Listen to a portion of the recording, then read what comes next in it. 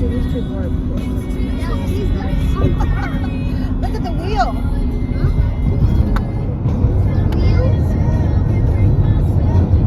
Wheel? That's the wheel. That's the wheel. Oh, wheel. That's the Ferris wheel. Yeah.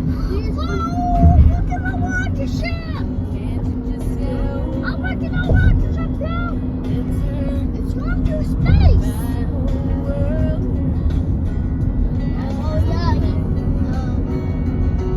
Oh yeah, look at this. Look at YouTube Yard was good. How you doing? Still under the weather. Sporting a Darth Vader beanie. I'm coming to you right now as Jorge Lopez, George. And I'm going to put this comment right here. Excuse me, excellent comment. Thank you for holding me accountable. I'm going to talk about, you see the thumbnail. I'm going to talk about sobriety. My second video, it's in the channel. Was kind of creative, I thought, it was about my addiction. I'm in recovery. I've been clean, 17 years off narcotics. I've said it in a few videos. I was a cokehead and a crackhead and an alcoholic. I drank Jameson and I drank Coors Light. I smoked Primos, then just Cocoa Puffs. You know what Cocoa Puffs are. And then Coke. And I sold glass. So I got pulled over in Gardena, California, 2005. I had a little burner. I had an open container. I had a teener, maybe 220s. I forgot what they were, 0.5. I don't remember what they were. I tried to throw it out the window. It didn't go out the window. And I had a little bit of Coke and I put it in my mouth. Because this is how an addict thinks. And I was going to jail, There was no way around it. And why put the Coke in my mouth? I was paranoid because when the Gardena PD turned around, I was smoking a Cocoa Puff, right? Long story short, it worked out. You guys want to call me out on this one? Anybody ever heard of a motion to strike to strike? My bad. A motion to strike to strike was because I was convicted in 95, my strike for armed robbery could not be used against me on this case. That's what a motion to strike is. Because it was 10 years prior. It couldn't be used against me. It's what I remember. So, all right, resume video. Basically, real quick, Torrance, California, like Torrance Court and Norwalk Court. Remember those courts? How they used to stretch homies out in the 90s? Because I was an ex-con, they tried to 10 years, some stupid shit like that. I was able to bail out. The burner wasn't burned, obviously. It wasn't even a burner. It was kind of a legit throwaway 25. So that was all good. While I'm going to court, my public defender said, "Why'd you put the cocaine in your mouth?" I said, "Dude, I don't know. I don't know why I did that." And what he did was, he says, "Because you're an addict." I go, "What do you mean? You're a drug addict." I was like, I don't think so. He goes, "Dude, you're an addict. So this is what I'm going to do. I'm going to file a motion to strike. I'm going to try to get you Prop 36. That's what's going on right now with drug cases. The gun, we'll see." So they wanted to remand me from bail. He talked the judge out of it. So long story short, about a few months later, I got a joint suspicion for the gun and I got put on Prop 36, which means I had to go to the BHS, Behavioral Health Services. I had to go to classes, AA, NA, and all that. I didn't take it serious, and I kept smoking weed. I kind of was getting off the yayo, but then I timed it every 3 days I could get clean, but I was still smoking herb. Long story short, my counselor throws me in a residential program. I went to a residential program, I believe it was on El Segundo and Crenshaw in Gardena. I got kicked out, smashed a black chick from 60s, It is what it is. Got kicked out. When I got kicked out, I went and put myself in a sober living. It didn't work. I had to finish off a residential. Then I finished in Phoenix House. I got out of Phoenix House, and within 2 months, I relapsed. It wasn't until I got tired. And since in the Proposition 36, with all the drug classes in the NA and the AA, I knew there was hope, right? So I got to the point where I was just fucking tired of being sick and tired, right? And so I just couldn't do it anymore. My hood was gone. There was nothing for me to do. I think I was depressed because I'd spent a lot of time trying to keep my hood alive, and it just didn't happen. So I felt lost, useless, because I took it very seriously, because I felt that I was one of the last and the first to be able to keep my hood going. It just didn't happen. I kind of told that story. I don't want to talk about that no more. But I am from FMA, and I'll always will be. And I'm proud. Again, I say it a lot because I want everybody to know I'm a tag banger turned Southsider. And it means a lot to me. There's pride in it. And I don't know where that comes from.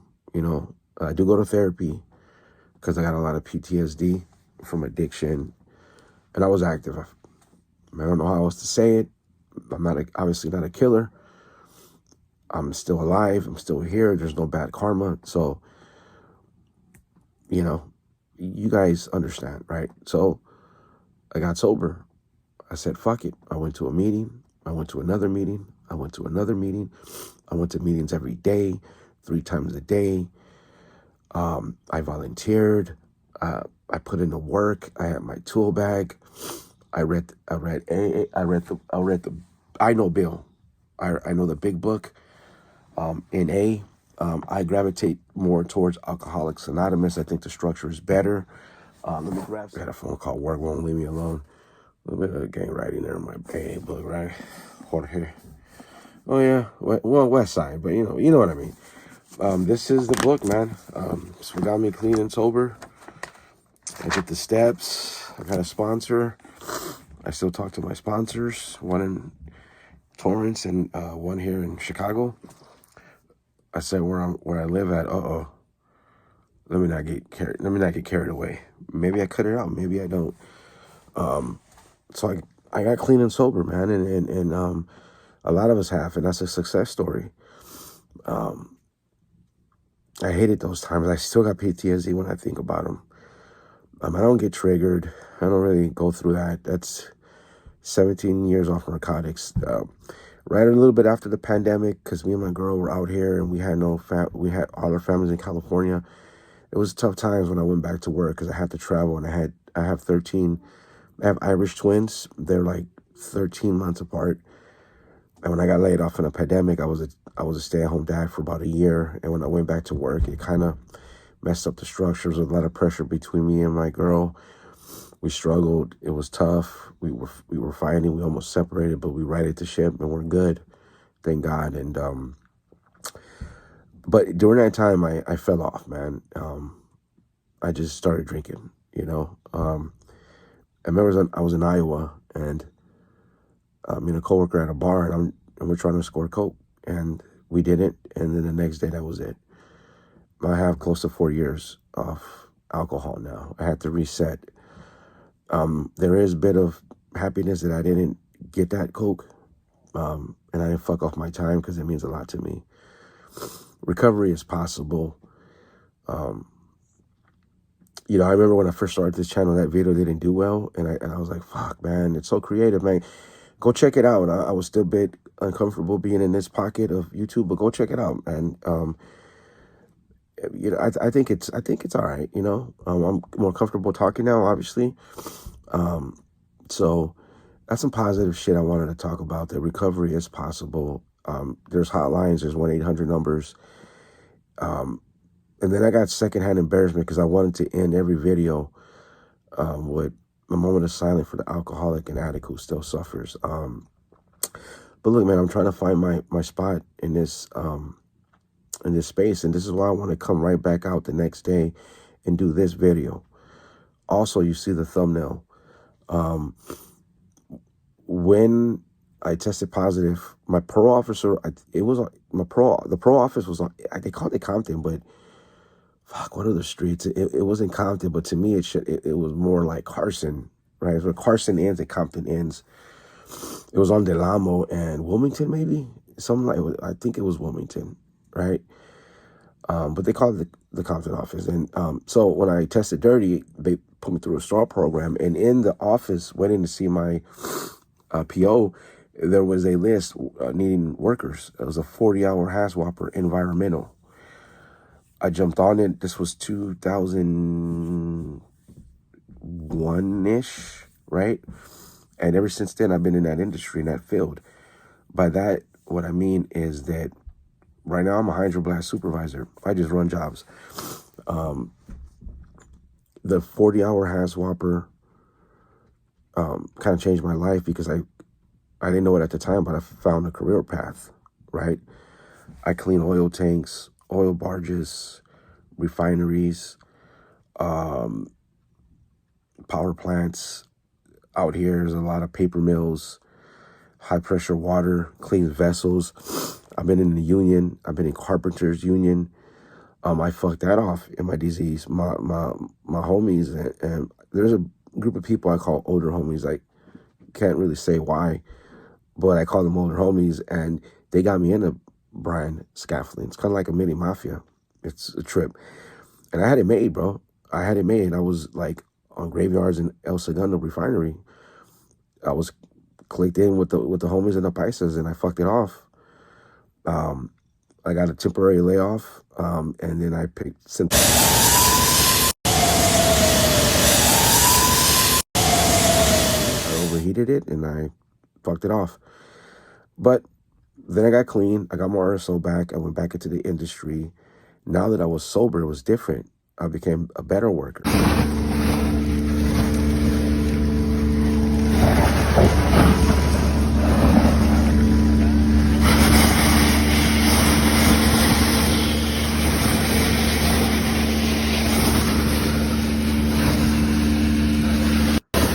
I'm the type of motherfucker I could look at a vessel in a refinery or an oil barge and tell you how many people we need, how much flex hose we need. I could tell how many pumps we need. I could run jobs. And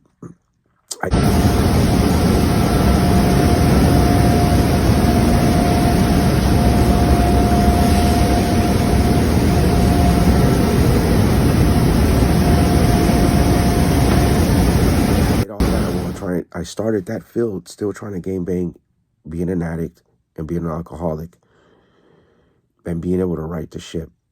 And that's what I mean. I know there's a lot of homies like us that been through this.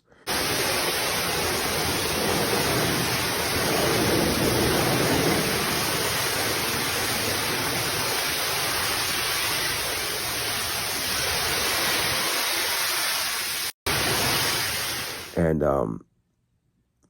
yes, that comment. These are stories I want to tell. I don't know if you guys want to hear it.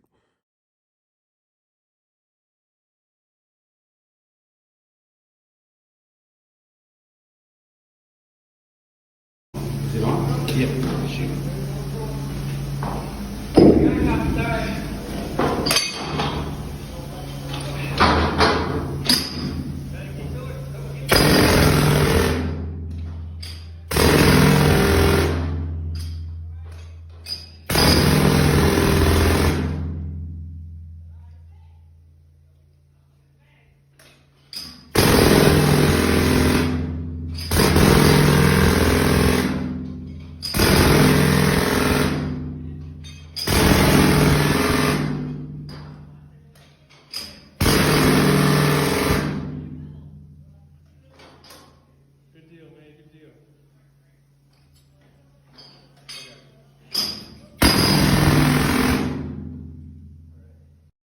I'm gonna try it right now, and I know there's a lot of us, so I just want to say salute to all, salute to all the homies that got their shit together on the streets. There's two parts in our lives when we game bang. Those of us that went to prison, and then there's the after prison, after life, the after gang life.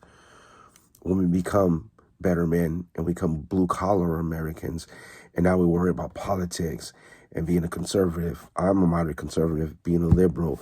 Laws matter now. Now the fog is lifted. You know, we're not on the streets anymore, and we love our homies, and we back our homies, but it's not our time anymore, and we age out. My hood is gone. It's easy. This is why it's easy for me to do YouTube, because I don't have to be held accountable. I can speak upon certain things, just not prison stuff. But I'm not going to do that, right? Because I respect the car. That's the problem I have, right? Even now, I'm getting triggered to go back into the movement. Let me stay on course and keep it positive. And I am a success story. Like a lot of you are a success story. I don't know if there's content in this bubble talking about, you know, there is a blue collar life. We're not all one thing, man. You know, we grow up and we change and we retire and we work. I've worked with so many good homies throughout my career, traveling the road with the homies. And that's why I love being a Southsider, because it's like we instantly gravitate towards each other when we're not enemies and we're working. I work with a lot of homies from the Harbor area and St. Gangster Valley. SGV homies put me under the wing when I was locked up. I had a lot of love and respect for those dudes, even when we traveled. It's like we instantly, okay, we're not enemies, so we're homies. So now it's like a Southsider thing. And I take pride in all that, homies. I truly do. I mean, nobody can stop anybody from gangbanging. I can't do that. There's nothing I can say to make youngsters not bang. Plus, they're not even watching because it's in the analytics. It's people my age. So if it's people my age, then I get to talk about our life experiences. And if any of you out there are struggling with addiction or alcoholism, you can call. There is a 1-800 number. You can get help. I mean, this shit will save your life if you're out there getting high and drinking. It can. I feel blessed that I was pulled over that day. I feel blessed. And I struggle with faith. And my mom always tells me, mijo, tú no crees en Dios, pero Dios cree en ti. And this is proof of how I survived. And now I raised two beautiful boys, 6 and 5. I pay a mortgage. I pay my bills. I struggle sometimes. But like I said, I know how to flip comics like Piedra. So I'm okay, man. I'm doing all right. And I said in one of my videos, if I wasn't an addict, I would have went more into trying to keep my hood alive, and I might not be here. And maybe it's a blessing that my little homies could not carry the torch, or I would have got washed up with them. So perhaps God is looking out for me, or just positive energy. You know, sobriety is possible. If any of you guys are struggling out there, this might not get you there, but it's there, bro. You can do it. And people are looking for careers. Try the unions. Try the oil industry. Try the environmental. You can get your 40-hour HAZWOP, but try the iron worker unions, carpenters unions, laborers unions. You know, there's money in refineries. If you do a course in LACC, you can do a course and get in the refineries, make over $100,000 a year. I got homies, they got bread. They got their shit together like me, and we got bread because we work. We're blue-collar Americans. So there is success, you know. I just wanted to kind of forget about the last 2 videos. That's not going to stop, but I wanted to at least just do this. And I want to test my audience. If you guys will even watch this, if you guys will stay to a good portion of this video. Again, I'm just coming to you as George, man. That's Jorge. You know, no shame here. I'm going to try this again. So, all right. George, out.